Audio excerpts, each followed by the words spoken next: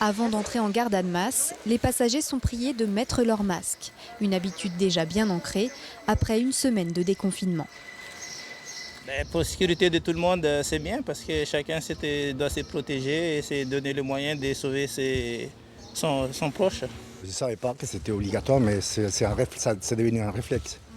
On les met quand même parce que c'est risqué.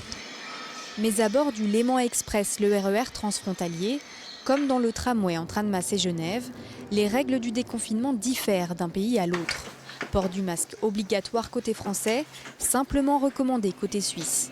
Distance de sécurité, 1 mètre en France, 2 mètres de l'autre côté de la frontière. C'est deux pays différents, donc chacun voit.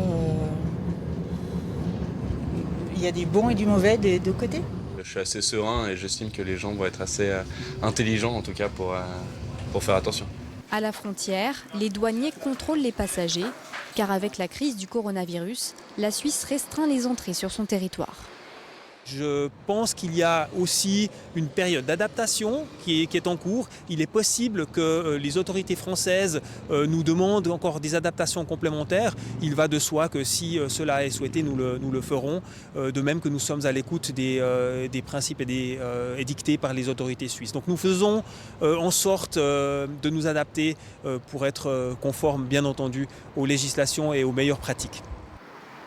En Suisse, le déconfinement progressif a commencé le 27 avril, 2 semaines avant la France. La Confédération avait opté pour le semi-confinement basé sur la responsabilité individuelle. Le pays a enregistré 30 000 cas de coronavirus et 1 600 décès.